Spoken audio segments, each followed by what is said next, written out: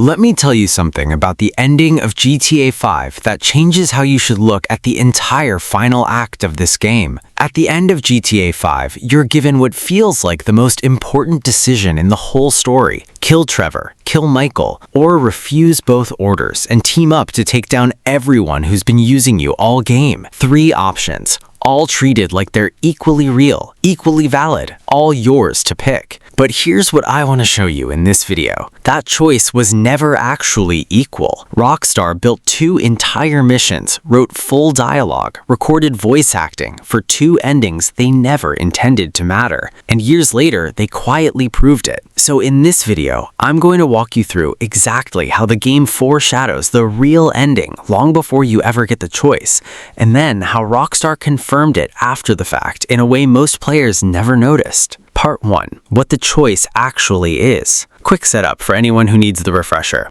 After the Union Depository heist, the biggest score in the game, Franklin gets approached by 2 separate men. Steve Haynes, an FIB agent, tells Franklin to kill Trevor because his unpredictable temper makes him a liability. Then Devin Weston shows up separately and tells Franklin to kill Michael instead, blaming him for the death of his lawyer. Franklin gets 3 options on his phone. Option A triggers the mission Something Sensible. Franklin kills Trevor, but Michael survives.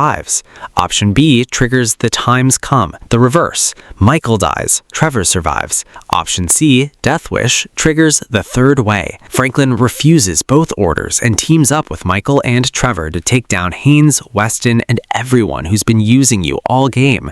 This is the only one of the 3 where all 3 men walk away alive. On the surface, this looks like a genuine 3-way fork. Rockstar built full missions for every single one of them. Different cutscenes, different dialogue, different consequences for Franklin's relationships going forward. It's not some vestigial menu option. It's a real, fully produced ending, times 3. So why do I think only one of them was ever meant to happen? Part 2. The game told you the answer before you ever got the choice. This is the part almost nobody catches on a first playthrough, and it's the strongest piece of evidence in this entire video, and it comes from Trevor himself, not just from context clues. Earlier in the game, in a character switch scene completely unrelated to the ending, you can catch Trevor waking up drunk on a beach, and he says out loud, "You're just gonna stand there while I burn to a crisp?" You're just gonna stand there while I burn to a crisp?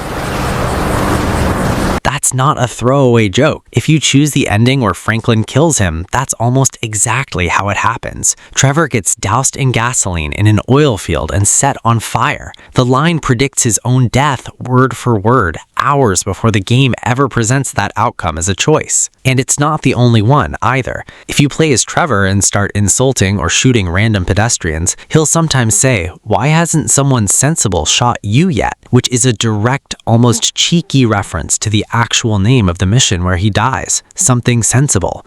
2 separate ambient lines, completely optional, easy to miss, both quietly pointing at the exact same outcome. That's not coincidence. That's the writers deciding early which direction this story was always going to go, and dropping the hints in months before the mechanics ever catch up to them. Part 3. The copied line. Here's the second piece of evidence, and this one's more subtle, but once you see it, you can't unsee it. In the Kill Trevor ending, if you go through with it, Franklin says something to Trevor right before killing him. He tells him, "Yeah, you have been true with me, but the truth ain't what I'm interested in." I'm sorry, man.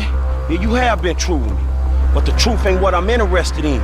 You fucking Judas! You're just like it! Now compare that to something Michael says much earlier in the game, in the mission Dead Man Walking. "Trust me, I'm not interested in the truth." That's not a coincidence. That's the writers deliberately echoing Michael's own words through Franklin at the exact moment Franklin is committing the same kind of betrayal Michael is spent the whole game being defined by. It's a scripted parallel connecting Franklin's worst possible choice to Michael's worst qualities. So the question is, if the writers went to the trouble of building that kind of literary connection into the wrong ending, why put that much craft into a path they never actually wanted players to end up on? Part 4. What Rockstar did years later. This is the part that actually settles the argument, because it's not interpretation anymore. It's confirmed. For years after GTA 5 came out, Rockstar never officially said which ending was canon. Fans debated it constantly, but then through GTA Online, the multiplayer side of the game that keeps getting updated years after the main story ended, Rockstar started dropping in details that only make sense if one specific ending happened. Here's the simple logic behind it. Out of all 3 endings, Deathwish is the only one where Franklin, Michael, and Trevor all survive. Something sensible kills Trevor. The Times Come kills Michael. So when GTA Online content years later shows Michael alive and working as a movie producer and continues to reference Trevor as active in Los Angeles,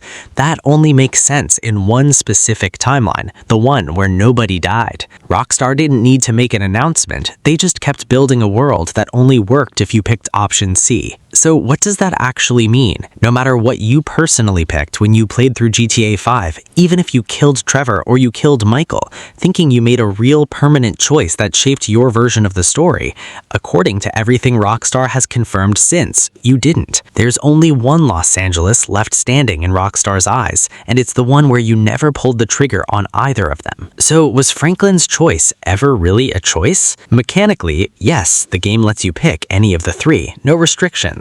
But narratively and now canonically, it was always headed one direction, and Rockstar just let you believe otherwise for the length of one mission. What do you think? Does it bother you that the ending you might have picked years ago basically got erased? Or does it not matter since you got to feel the weight of the decision either way? Let me know in the comments. And if you want to see me break down another moment in this franchise that looks like a choice but really isn't, let me know what to cover next.